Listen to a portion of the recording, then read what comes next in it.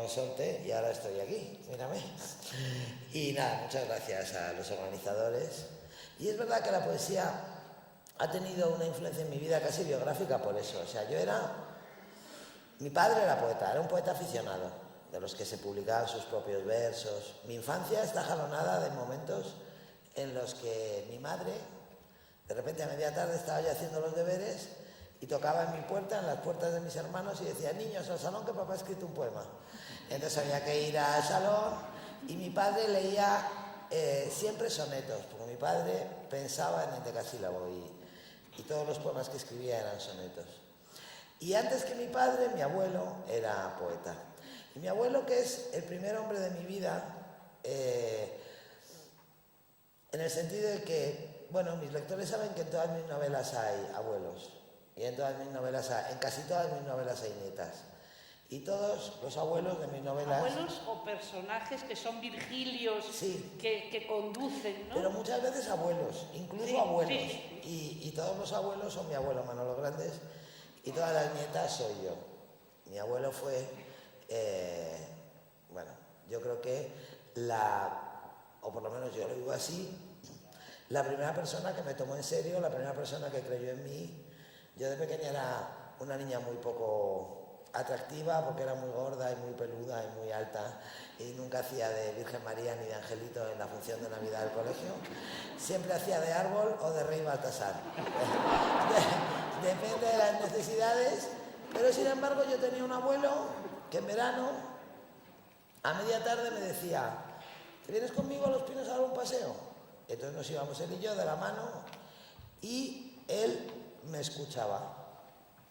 En vez de hablarme, lo que hacía era escucharme y me pedía mi opinión sobre las cosas, ¿no? Y bueno, mi abuelo Manolo Grandes además fue el que me regaló en mi cumpleaños, en mi primera comunión, el día de mi primera comunión, el que quizás haya sido el libro más importante de mi vida, que era una edición para niños de la Odisea. Pero te cayó fatal entonces. Me sentó fatal, porque yo quería mucho a mi abuelo y yo había pedido por mi primera comunión pues cosas más glamurosas de comunión. Había pedido una estilográfica, una muñeca vestida de comunión, un reloj, y lo que más ilusión me hacía, naturalmente porque era lo que menos me convenía, porque ya he explicado el aspecto que yo tenía cuando era pequeña, pues había pedido un tutú de bailarina azul celeste, que era lo que más... Yo ya, para equivocarme, siempre del todo. ¿Para qué me voy a equivocar a medias, no? Entonces, yo creía que el tutú era lo que me iba a regalar mi abuelo. Y mi abuelo me regaló un libro, cosa que me resultó muy decepcionante en aquel momento, ¿no? Un libro ilustrado con una trireme en la portada, que era una versión para niños de la Odisea.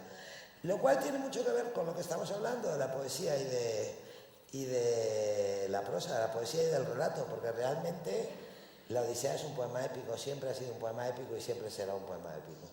Pero atendiendo al ritmo de la narración, atendiendo al desarrollo de los personajes, sobre todo al ritmo de la intriga, al desarrollo narrativo de la Odisea, pues la Odisea también podría considerarse como una protonovela, como una novela antes de la novela, ¿no? Y en aquel libro, ese fue el primer libro que yo leí en primera persona al plural. Yo desde que encontré a Ulises en la gruta Calipso, yo donde ponía Ulises, yo leía Nosotros. Y yo creo que los libros buenos, los que te marcan de verdad, son los que se leen en primera persona al plural, ¿no? Los que consiguen que el lector viva la vida del libro, ¿no? Y la primera vez que me pasó eso fue en aquella edición de la Odisea que me regaló mi abuelo. Aparte de eso, mi abuelo me recitaba muchos poemas. Me recitaba muchos poemas, los poemas que le gustaban. Yo me recuerdo a mí de muy pequeña en las rodillas de mi abuelo y mi abuelo recitándome la canción de los lagartos de Lorca, que luego ya de mayor nunca he podido oírla sin llorar, porque yo toda la vida la he seguido oyendo en la voz de mi abuelo. Entonces, porque él me recitaba los poemas que le gustaban, y por eso yo nunca he escrito poesía, porque en mi familia la poesía era lo que hacían los adultos, era el género importante, era lo que hacían las personas mayores, ¿no? Y cuando empecé a escribir, es que ni se me pasó por la cabeza, ¿no?, escribir poesía, porque era Era como el género prestigioso, como el género difícil. Y entonces escribí novelas. Debo confesar de todas maneras, ahora que estoy en Granada, que yo he escrito un poema en mi vida, uno solo, un haiku de 4 versos, que escribí hace muchos años cuando Luis Muñoz dirigía en esta ciudad una revista de poesía que se llamaba Hélice. Entonces, un día que yo estaba a dieta, porque yo siempre estoy a dieta, me acuerdo que estaba comiendo con Luis y no sé qué broma hizo él, y entonces yo dije, aunque no sea justo ni necesario, ayuno para ti. Y entonces él me dijo, has hecho casi un haiku, eso casi es un haiku, ponle un tercer verso que es un haiku. Y entonces escribí un haiku que era, aunque no sea justo ni necesario, ayuno para ti, porque tú eres Dios. El último verso era un poco de Luis. Y entonces lo di a Luis Muñoz y me dijo que no me lo podía publicar. Dije, pero ¿cómo no me vas a poder publicar? Si es el único poema que he escrito en mi vida. Dice, pero es que es muy corto, escríbeme 2 o 3 más y te los publico. Y eso fue en el año 96 o 97 y todavía estoy esperando la inspiración. O sea que escribir no escribo poesía. Una mezcla de poema entre Luis y Ángel González, ¿no? Si yo Claro, fuese Dios y claro, tuviera el secreto. claro, sí, pero Luis puso el Dios a su favor.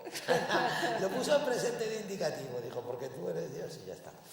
Y nada, y esa es la historia de la poesía en mi vida, y sin embargo, pues, es curioso, pero yo muchas veces los títulos de mis libros los he sacado de poemas y normalmente las citas de mis novelas son poemas o fragmentos de poemas porque, precisamente porque no está a mi alcance, yo percibo perfectamente ese carácter esencial que tiene la poesía, esa capacidad que tiene la poesía para contar en 2 o 3 versos lo que yo necesito muchas páginas para contar. En ese sentido, yo me acuerdo que cuando escribí Los aires difíciles, llevaba ya el 70% de la novela escrita y no tenía título, porque yo nunca pongo el título al principio, yo espero a que el título se manifieste.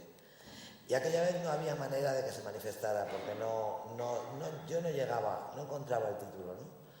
Y un día Luis recibió una primera edición de un libro de Alto Laguirre, me parece que Soledades Juntas, que ese título ya lo había pensado yo. Porque para mi novela, para Los aires difíciles, Soledades Juntas habría sido un título absolutamente maravilloso, pero claro, lo había puesto él. Y entonces Luis, con la primera edición de Soledades Juntas, se puso muy contento, se excitó mucho, que es lo que le pasa cuando le llega una primera edición, que se pone como muy nervioso y entonces va por la casa y va contando los poemas, ¿no? Y me leyó un poema de Alto Laguirre del que saqué el título de la novela, porque realmente en ese poema, que era muy corto, un poema dedicado a la muerte de su madre, estaba lo que yo quería contar, en una novela que tiene 600 páginas. O sea que yo la poesía, siempre he leído mucha poesía y siempre la he leído con mucho respeto.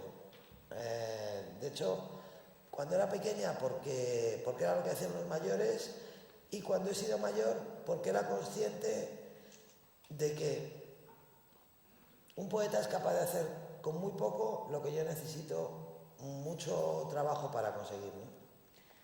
Almudena se da a conocer a los 29 años cuando gana el premio de la Sonrisa Vertical de literatura erótica con Las edades de Lulú, pero ella en realidad escribe y empezó a escribir gracias al fútbol.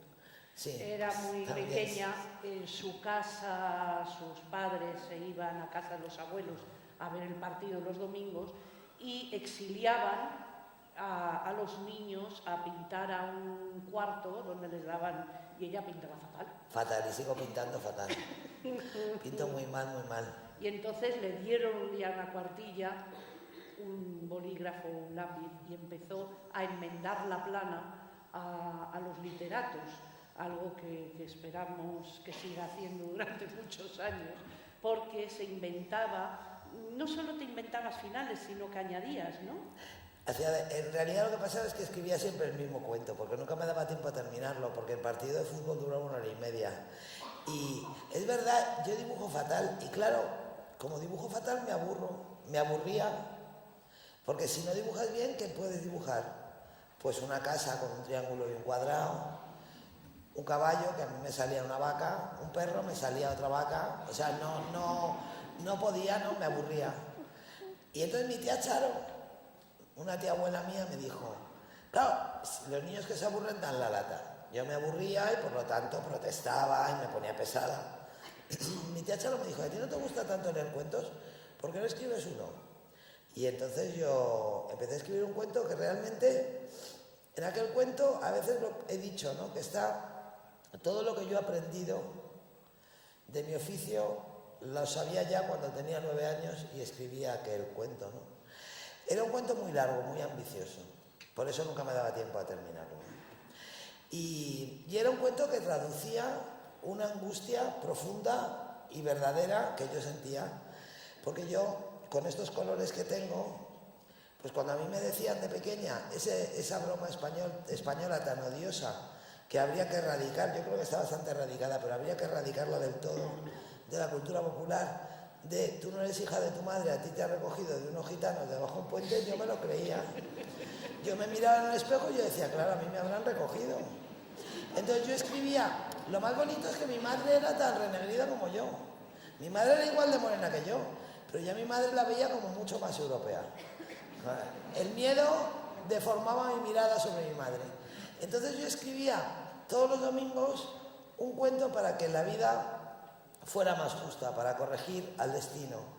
Entonces en mi cuento pues había una niña que era hija verdadera de su madre, pero se perdía un día en el parque y la recogían unos gitanos de un circo, y un montón de años después se volvía a perder en el mismo parque, y entonces una señora que era su madre pero no lo sabía la recogía, entonces la llevaba a su casa donde había otros niños que le decían, tú no eres hija de mamá, a ti te han recogido unos gitanos, hasta que un día la madre la miraba con los ojos del amor profundo de las madres. Yo tenía mucho instinto de novelesco, con 9 años. O sea, la madre la miraba con los ojos del amor verdadero y se daba cuenta de que era su hija. Y la niña terminaba, que no terminaba nunca porque siempre se había acabado antes el partido de fútbol, pero vamos, el maravilloso final que yo imaginaba era que la niña terminaba dándole cortes de mangas a sus hermanos y diciendo, yo soy hija de mi madre. ¿Cuál era el sentido? El sentido era afirmar que yo era hija de mi madre. Nunca me dio tiempo a acabar ese cuento. Lo empezaba, casi nunca me daba tiempo a que la madre me encontrara en el parque por segunda vez. Pero tengo algunas hojas escritas que guardaba una tía mía y en realidad, si lo piensas bien, yo lo que hacía en aquel momento era literatura, ¿no? Porque ¿qué hacía? Conjurar, invocar a mis demonios, ¿no? Conjurar a mis demonios, ajustar cuentas con la realidad. Yo creo que todavía escribir historias a cualquier edad es conjurar a los demonios y ajustar cuentas con la realidad. En ese sentido, no soy ahora más sabia que cuando empecé a escribir gracias al fútbol.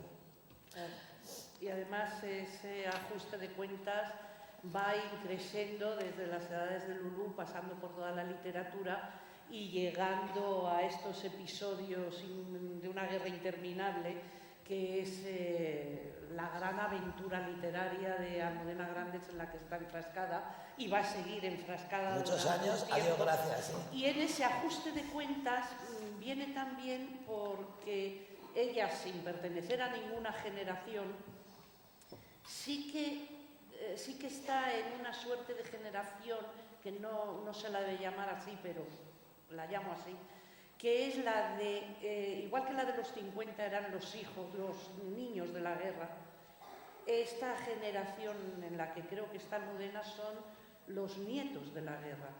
Son aquellos que quieren ajustar cuentas, quieren pedir cuentas y quieren devolverle a sus abuelos, que no a sus padres mayoritariamente, lo que tuvieron. Porque nosotros, a fin de cuentas, más la generación de Almudena que la mía...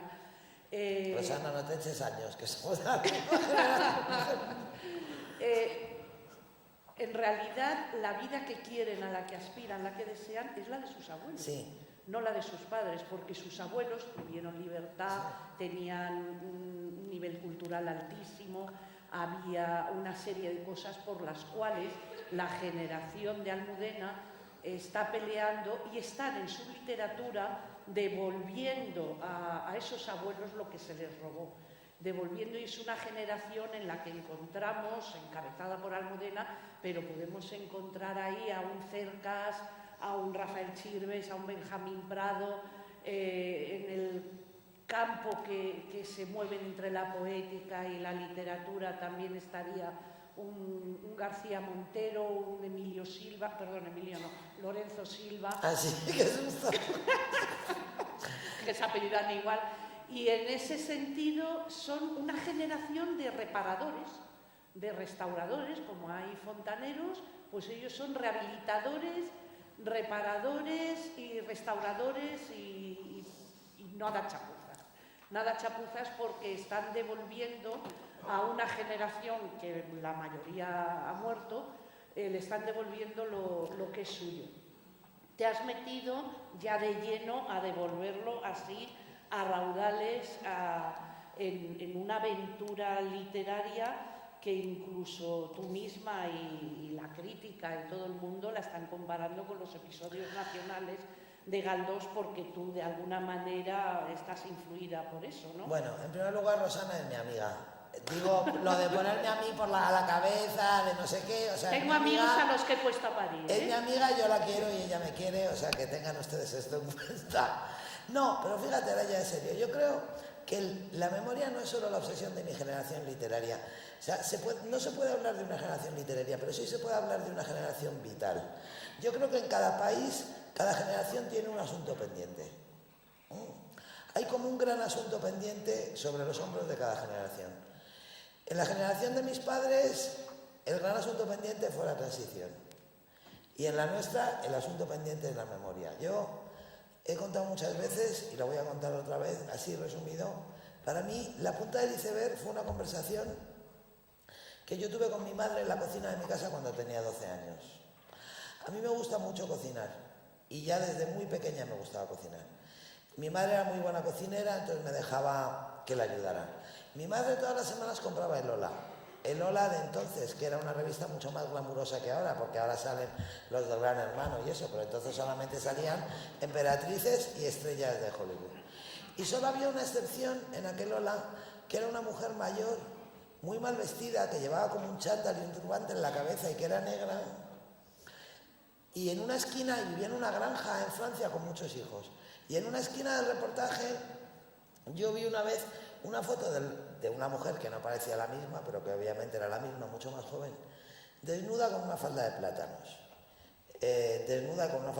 Aunque ahora le había puesto 2 estrellas así de grandes en cada pezón, pero se veía que estaba desnuda.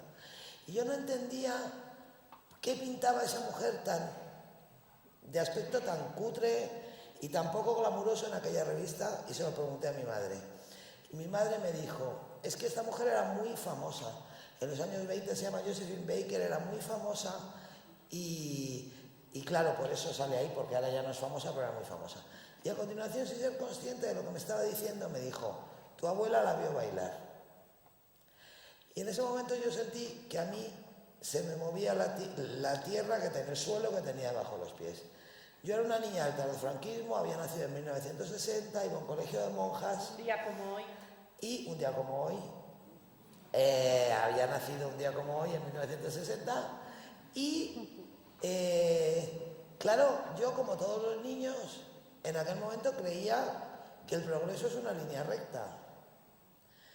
Que esa es la lección, la amarga lección que todos aprendemos antes o después, que no es así, ¿no? Yo creía que yo era más moderna que mi madre era más moderna que mi abuela. Entonces cuando mi madre, yo comprendo que puede parecer frívolo, ¿no? Lo de Josephine Baker, pero para mí, de verdad fue la punta del iceberg, y dije a mi madre, pero, ¿qué abuela? Y mi madre me dijo, pues ¿qué abuela va a ser? Tu abuela, mi madre. Y yo dije, ¿y dónde vio bailar a Josephine Baker? Porque yo pensé, bueno, igual es que la abuela viajó. Y me dijo, en Madrid. Y yo le dije, ¿en Madrid? ¿Pero dónde? Y mi madre ya un poco impaciente, como diciendo, ¿qué niña más petarda? Y dijo, pues ¿dónde va a ser? En un teatro. Y en ese momento yo pensé, ¿qué país más raro? ¿Qué país más raro? Que vivo en un país muy raro, porque yo soy la nieta de mi abuela, que resulta que era más moderna que mi madre y que yo. Y además, siendo mi abuela, yo que soy su nieta no me puedo creer su vida. O sea, vivo en un país en el que los nietos no se pueden creer la vida verdadera de sus abuelos. ¿Qué ha pasado aquí? ¿Por qué esto es así, no? Yo creo que desde los 12 años, gracias a Josephine Baker, le llevo dando vueltas a esta historia, ¿no? A la historia de mis abuelas, mis abuelos y yo. Y es muy curioso, bueno, pues eso, esa sensación como de irrealidad que yo tenía, porque me parecía a mí, luego con el tiempo te das cuenta que España no es el único país en el que ha pasado eso, ¿no? Pero a mí me parecía que un país en el que los nietos se parecen más a los abuelos que a los padres es un país muy raro. Y yo creo que esa sensación la han tenido más o menos, antes o después, más intensamente o de una forma más superficial, casi todos los españoles de mi generación. Y entonces los que escribimos sobre ese tema, los que hacen cine sobre ese tema, los que hacen teatro sobre ese tema, y los que tienen trabajos que no implican, digamos, una exposición pública de sus obsesiones, pues están igual de obsesionados con ese tema, ¿no? Intentar comprender qué es lo que pasó aquí, ¿no? Y bueno, yo cuando escribí El corazón helado, esto también lo he contado muchas veces, yo cuando empecé a pensar en escribir El corazón helado, de Machado, claro, una de las dos Españas al arte del corazón, cuando empecé a pensar en escribir El corazón helado, yo creía que yo sobre la historia contemporánea de España lo sabía todo, que sabía todo. Había un par de temas que tenía que documentar. Entonces empecé a leer un poco, lo primero que descubrí fue que no sabía nada. Eso fue una gran cosa, ¿no? Y a partir de ahí me enganché a la historia contemporánea de este país, me enganché a la historia de mis abuelos, como se enganchan los niños a los videojuegos, exactamente igual. O sea, durante una temporada, mi hija, que era la pequeña, que entonces era más pequeña, llegaba a casa, me miraba y decía, mamá, ¿otra vez estás viendo películas en blanco y negro? Porque solo veía películas en blanco y negro de la República y de la posguerra, solo leía libros que tenían que ver con ese tema de ficción, de no ficción, de los dos bandos, memorias, solamente veía fotografías, solamente oía música, me ponía yo sola con Concha Piquer. Era como un intento de recocerme completamente en ese, no para encontrar temas sobre los que escribir, ni para inspirarme, sino para comprender. O sea, lo que yo intento todavía es entender. Es muy curioso cómo todo el mundo tiene tantas ideas claras sobre un conflicto tan absolutamente complicado. Entonces lo que intento yo, y llevo muchos años intentándolo, es comprender. Y en ese proceso yo me fui encontrando con una serie de historias de la posguerra, historias que en realidad me encontraron a mí, más que encontrarlas yo a ellas, que yo no podía meter en la novela porque yo había decidido exiliar a los Fernández. Entonces, si exilio a los Fernández. Y, bueno, no sabía qué hacer con ellas. Yo pensaba en esas historias, les daba vueltas, las mimaba, las miraba. Entre esas historias está la historia de Cristino, que contaré ahora, porque el lector de Julio Verne ya le tenemos controlado. El lector de Julio Verne tiene un origen distinto, que es biográfico, no lo aprendí en un libro, lo aprendí en la realidad, ¿no? Pero bueno, yo tenía allí unas historias que me gustaban y no sabía qué hacer con ellas, y pensé, bueno, pues al final, ¿qué voy a hacer con ellas? Pues novelas, ¿no? ¿Qué es lo que sé hacer? Y como yo pienso siempre en Galdós, porque Galdós quizá es el escritor que más me ha influido, primero como lectora y luego como escritora, siempre hay en su despacho. Siempre lo tengo presente. Y tengo una hojalata muy bonita que me regaló Luis de una fábrica de chocolates antigua, con un retrato de Don Benito. Lo tengo frente a la mesa para que me vigile, para que no me deje hacer tonterías. Entonces, pues pensé, bueno, que tenía un modelo espléndido que ya estaba probado, ¿no? Y desde entonces, bueno, a mí me hizo tanta ilusión, me pareció tan emocionante, me sentí tan feliz y de repente me pareció tan abrumadoramente privilegiado tener la oportunidad de intentar formar parte de una tradición en la que había estado Galdós, en la que después había estado Masao, que pensé que merecía la pena, ¿no? O sea, que merecía la pena intentarlo. Y la idea es hacer algo semejante. Es decir, yo me invento una historia de ficción y la engancho, la encajo en un acontecimiento histórico real, de tal manera que los personajes de la historia con mayúscula, los que actuaron de verdad en la historia, interactúen dentro de la novela con los personajes inventados por mí. Y ese es el modelo de los episodios. El primero fue Inés y la Alegría y el segundo es El lector de Julio Verne, que me van a permitir que le haga un homenaje en esta ciudad a mi amigo Cristino Pérez, que está ahí sentado, y que me hizo un regalo espléndido, ¿no? A mí muchas cosas me han regalado novelas, porque yo soy como una esponja y voy siempre buscando imágenes y voy siempre buscando palabras, pero nunca una persona me había regalado una imagen de la que saliera una novela. Yo hice un viaje con Cristino por el norte de Marruecos en el 2004, creo que fue. En el 2004 fue, ¿no? Y bueno, y un día, yo esto también lo he contado, pero bueno, lo voy a contar otra vez. Fuimos a Arcila, que es una ciudad muy bonita del norte de Marruecos, donde, por razones que no conoceré nunca, porque forman parte de esos secretos familiares que no, algún día espero enterarme, pero todavía no lo he conseguido, mi bisabuela Isabel García, que era de Lorino Grande, de un pueblo de Málaga, pues se fue a vivir allí con sus hijos. Allí se crió mi abuela Francisca, allí conoció a mi abuelo Manuel, mi otro abuelo Manolo, el materno, y en la guerra mi abuela se refugió con mi madre y con sus hijos en Arcila. Yo quería ir a Arcila, desvié a Luis y a Cristino para ir a Arcila, y en Arcila me dio un ataque de llanto, de esos absurdos que te dan, de pensar en esas mujeres de mi familia tan pequeñas y tan solas, pensaba yo, en ese lugar tan bonito pero tan extraño, ¿no? Arcila es un lugar muy bonito pero de una belleza muy ajena, ¿no? Muy misteriosa.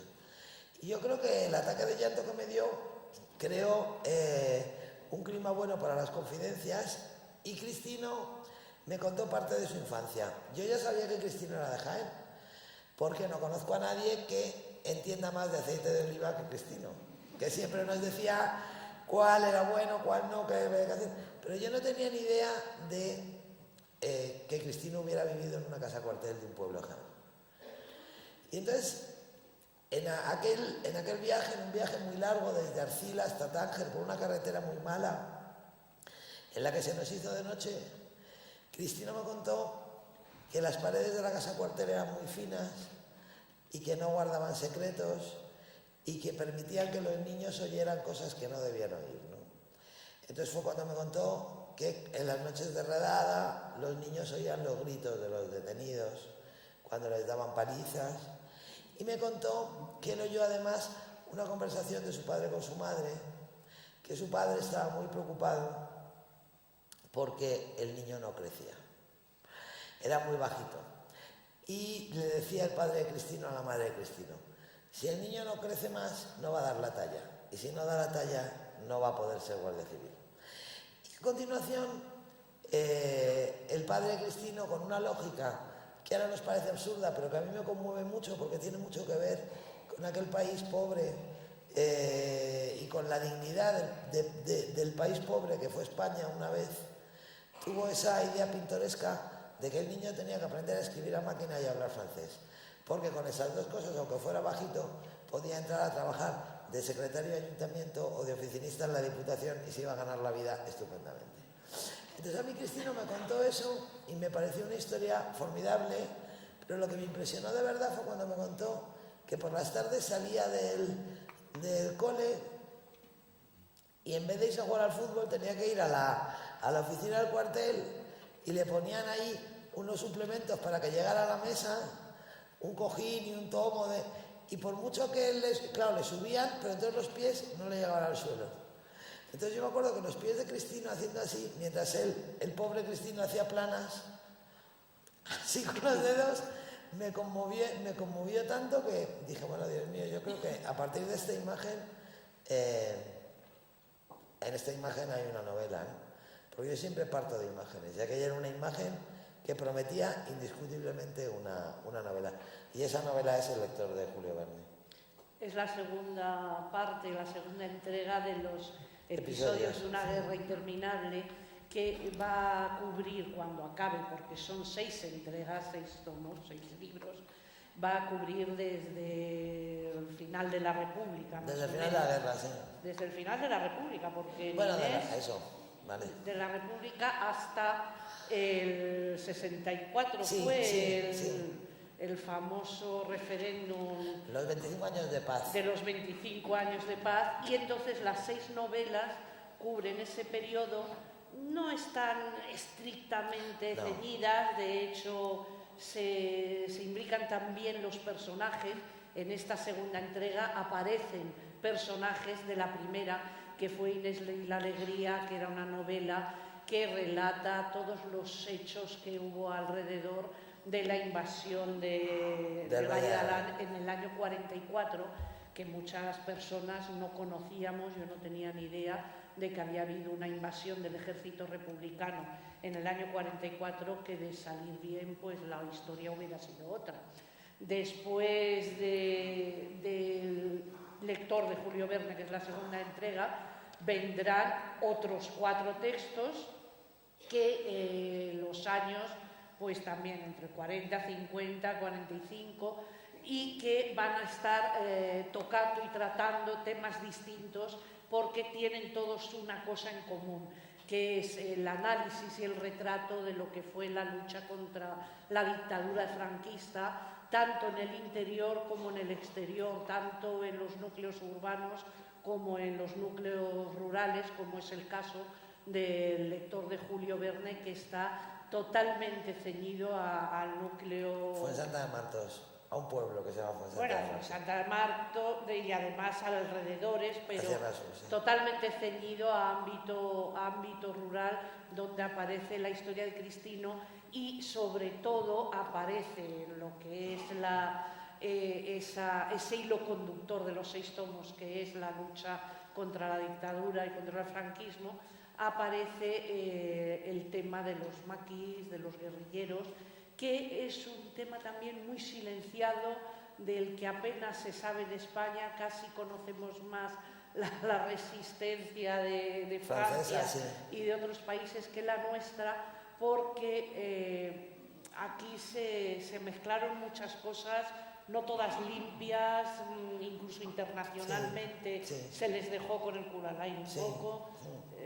¿Por qué te has metido en este libro de lleno con los guerrilleros? A mí la guerrilla es un tema que me encanta. Yo he escrito 2 novelas sobre la guerrilla, Inés y la Alegría, el Lector de Julio Verne, desde ópticas distintas, porque Inés cuenta desde el cuartel general de un ejército que lleva adelante un proyecto muy ambicioso y tal. Nino es un niño que vive en una casa cuartel, es hijo de un guardia civil, en unos años muy duros, quizá los años más duros de la dictadura, ¿no?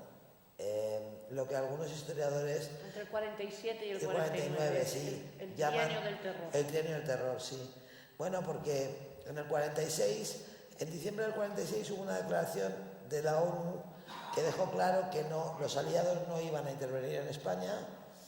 Entonces, el régimen decidió acabar con la guerrilla, y como no podía acabar con ella en el monte, porque llevaban muchos años intentándolo y no podían con la guerrilla en el monte, pues entonces optaron por acabar con la guerrilla en el llano. Entonces desataron una oleada de terror sistemático, indiscriminado, en las zonas rurales donde había guerrilla, ¿no? Entre las familias que apoyaban a los guerrilleros, que les acogían, que les daban comida, que les compraban medicinas.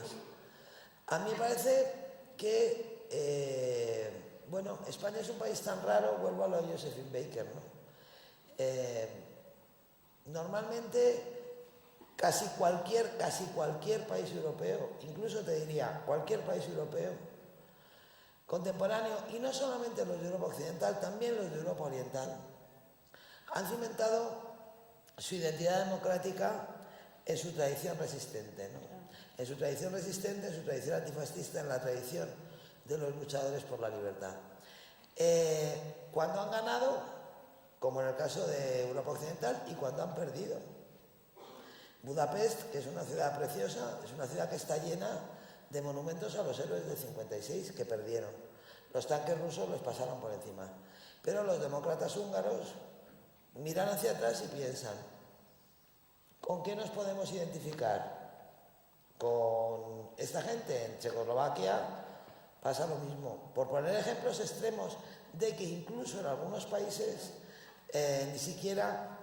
Pero aquí, en España, tú vas andando por París, que como dijo Woody Allen, la resistencia francesa duró más la película que la resistencia francesa, y en todas las esquinas de París hay placas, ¿no? De aquí cayó Menganito, aquí cayó Zutanito, aquí cayó... Nosotros vivimos en un país en el que durante 37 años, sin faltar uno, todos los días se resistió a una dictadura. Y sin embargo, esa resistencia en el momento de la transición a la democracia fue un hecho incómodo que no se tuvo en cuenta y de alguna manera pues se pasó por encima. Entonces vivimos en un país que exalta su libertad, pero no reconoce a quienes han luchado por esa libertad. Y en el caso del lector de Julio Verne, el enfoque es muy peculiar, porque el que cuenta la historia es un niño. Y es un niño que está en un lugar muy definido, ¿no? Como muy significativo, en un momento muy duro, ¿no? En el que hay una represión enorme en el pueblo. Es un niño que está dividido, está partido desde el principio por la mitad en dos, ¿no? Entre dos amores, un amor complicado y otro amor igual de complicado, ¿no? El amor que siente por su padre, que él sabe que es un buen hombre, que está atrapado en un trabajo sucio y que hace cosas que no le parecen bien, pero él sabe que es un buen hombre y le quiere. Y la admiración clandestina que siente por los guerrilleros, ¿no? En ese sentido, ahí está Cristino, que no me dejará mentir, cuando Cristino me empezó a contar aquel día lo de que en la casa cuartel de Fuensanta los tabiques eran muy finos, porque metían a vanguardias y tal, yo le pregunté por qué y él me dijo que era una zona donde había mucha guerrilla. Le pregunté por qué guerrilleros había, que me contó la historia de Cencerro, la irresistible historia de Cencerro, que era un guerrillero, un personaje real, Tomás Guillén Roldán, que bueno, tenía todas las características de los guerrilleros legendarios. Era muy inteligente, era muy audaz, era muy valiente, era muy chulo y además le gustaba meterse mucho en la boca del lobo, le gustaba ir a las ferias y le gustaba ir a las ventas, y para comprobar que era capaz de hacerlo, dejaba billetes escritos a tinta china, billetes de 20 duros, donde ponía aquí, así paga Cencerro, y eso lo doblaba y lo dejaba de propina en el suelo debajo de una piedra, debajo de un cenicero. A mí me fascinó mucho, lo de así paga Cencerro me pareció, y entonces yo le pregunté a Cristino, y bueno, y eso, y él me contó, bueno, que claro, que todos los niños tenían esa especie de pasión, ¿no? Esa especie de pasión irresistible por este personaje. Y cuando llegué a casa, cuando empecé a pensar, empecé a madurar que aquí había una novela, lo primero que hice fue irme a un libro a buscar a Cencerro. Y descubrí que Cencerro murió en el año 47 y Cristino había nacido en el año 49. Es decir, que él, que me había contado su vida como si lo hubiera visto todo, como si hubiera visto él esos billetes, como si los hubiera tenido en la mano, había nacido 2 años después de que Cencerro muriera. Y en ese momento pensé que era cuando iba a escribir la novela.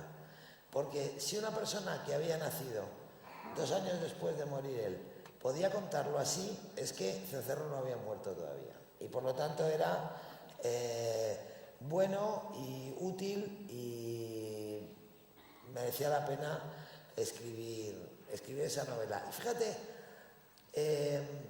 voy a aprovechar para recomendar un libro que a mí me gusta mucho, pero he leído hace poco una historia, una novela francesa que me gusta mucho, que se llama HHHH. 2 H mayúsculas, un H minúscula, un H mayúscula, de un escritor francés que se llama Laurence Binet.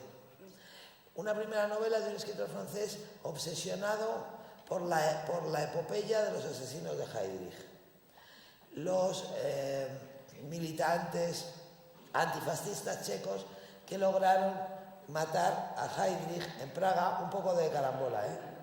O sea, que iban a hacerlo muy bien, no le salió bien. En realidad a Heydrich le mató una septicemia, pero provocada por una granada que le tiraron en el coche. Y el libro es muy bueno, el libro es estupendo y la historia es fantástica. Pero Binet cuenta cómo él estaba fascinado, cómo le fascinaba la muerte de estos hombres, cómo les fascinaba su gesta inservible, inútil. Y yo leía ese libro y yo pensaba, bueno, ¿y mi cencerro? Mi cencerro, que no lo conoce nadie, tuvo una muerte más heroica que la de estos. Claro. Y tenía fuera un montón de gente y se las arregló para convertir su muerte en una victoria moral. Entonces, me alegré mucho de haber escrito la novela también por eso, porque ese es el sino de tantos luchadores españoles que han vivido y han muerto para que nadie les conozca, ¿no? Porque no todo el mundo tuvo la suerte que tiene Nino, ¿no? No todo el mundo en pueblos como este bueno, pues puede encontrar una biblioteca en medio del monte, ¿no? Lo que es impresionante en Almudena es la exhaustiva investigación que hace siempre, pero no solo remitiéndose a libros, a la época, a lo que ocurriera, como ha dicho ella, para tratar de entender, sino, por ejemplo, en el caso del lector de Julio Verne, que cuenta la historia de Cristino, estuvo persiguiendo a todos los amigos que tiene de aquella zona, como puede ser Cristino,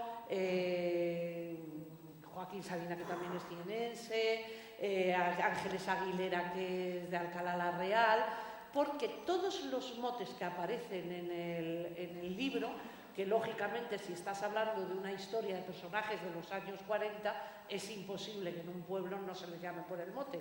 Y son maravillosos porque además el mérito es que son todos reales, han existido, menos quitando las medias mujeres que me lo he inventado yo. que se las he inventado, pero los motes A las son, medias mujeres aparte de Cristino, que le llamaban el canijo, fingenegocios, cuello duro, pesetilla, bueno, las burro rubias, padre, pirulete, saltacharquitos, sí. Regalito, sal si puedes, o sea, si puedes.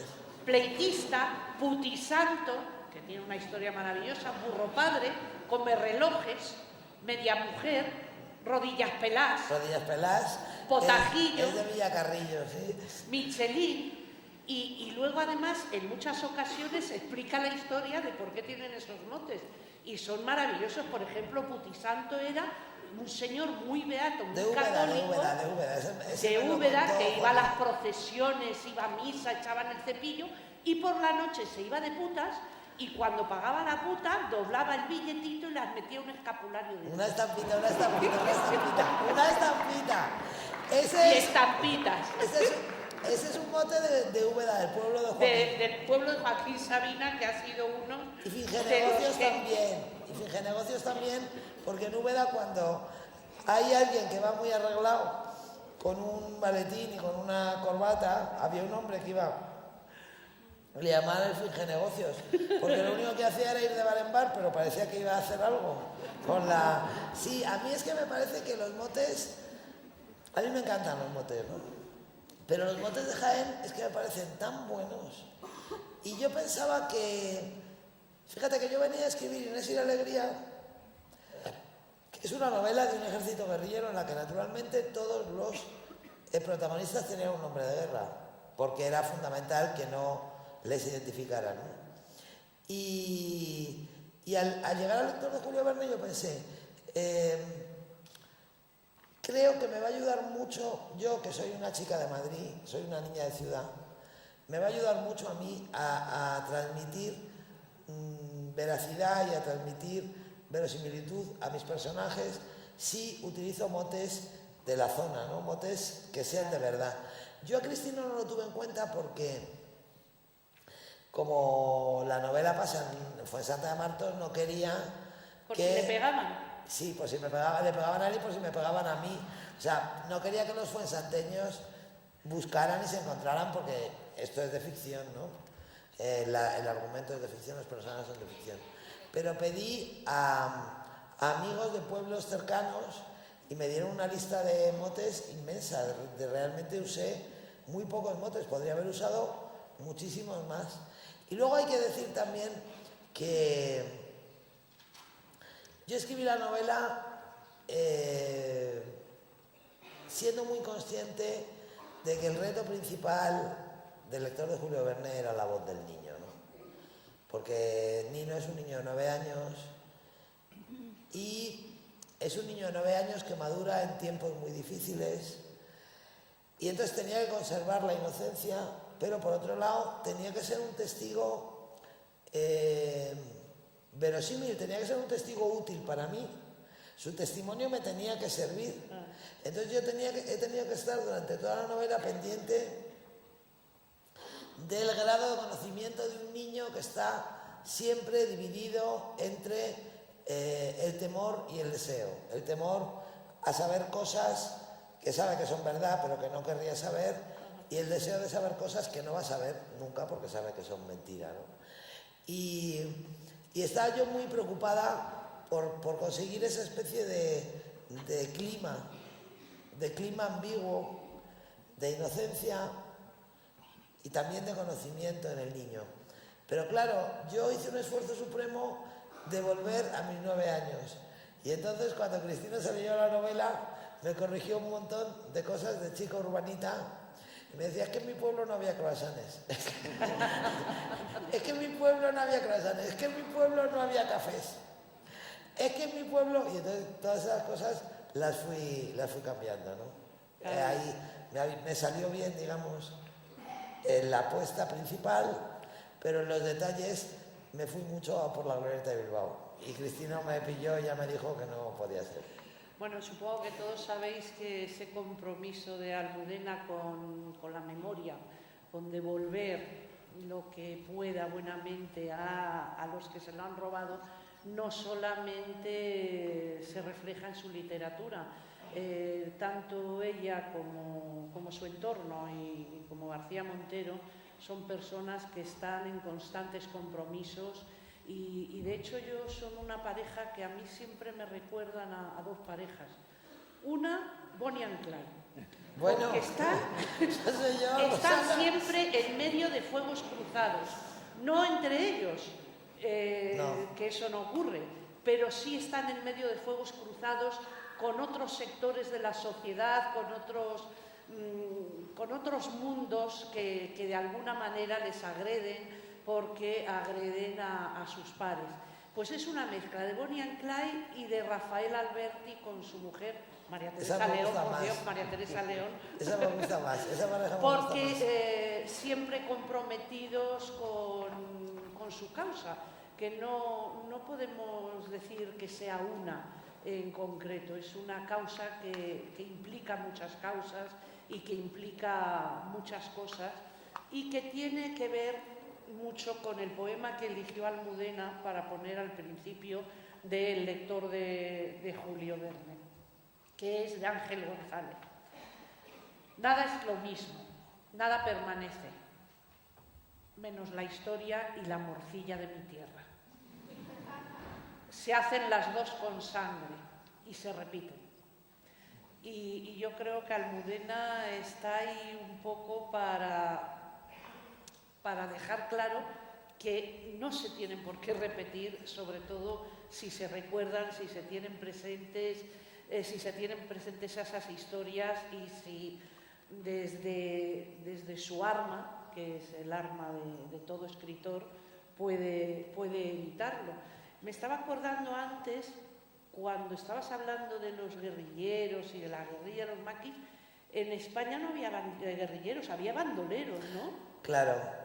De hecho, yo una cosa que hago mucho, y me preguntan, el otro día fue gracioso porque fui a presentar la novela no sé dónde, y en las preguntas una señora levantó la mano y me dijo, es que soy de un pueblo de Córdoba, y en mi casa toda la vida hemos oído hablar de maquis, y yo llevo oyéndolo a usted hablar 1 hora y no he dicho nunca la palabra maqui. ¿Por qué no he dicho la palabra maqui? Y entonces, bueno, digamos que el franquismo tuvo muchísimo cuidado, mucho cuidado en evitar la palabra guerrillero, ¿no? Porque la apuesta del franquismo fue asimilar la guerrilla a la delincuencia común.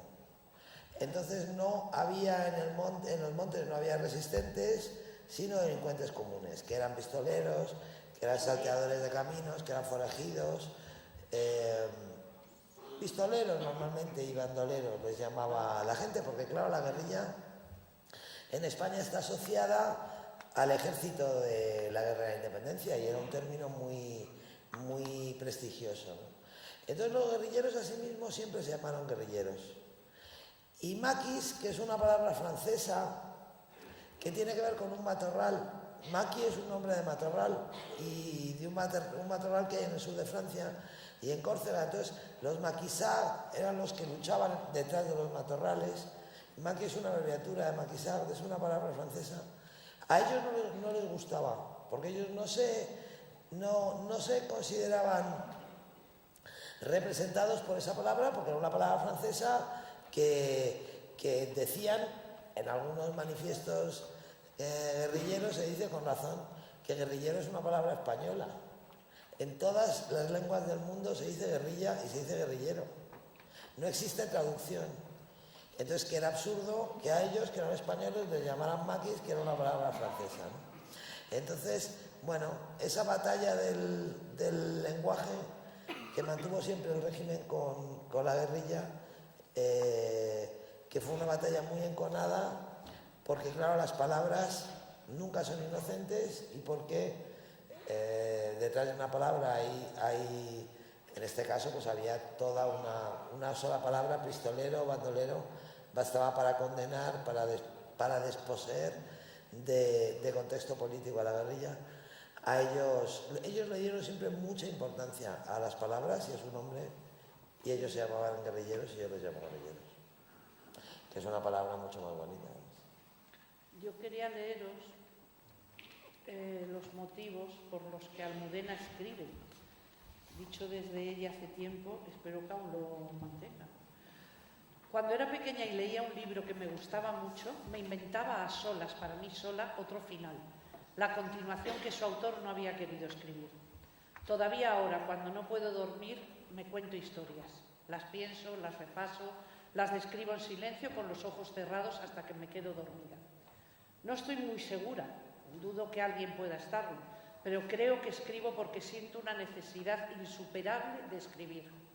Para mí, la escritura es un impulso que no se define por sus resultados, sino por su naturaleza necesaria, algo parecido al hambre o la sed, que pueden proporcionar mucho placer si se sacian o mucho sufrimiento si persisten, pero nunca dejan de ser dos necesidades, el hambre y la sed. Por eso escribe Almudena. Muchas gracias a todos. Gracias. Muchas gracias a ti.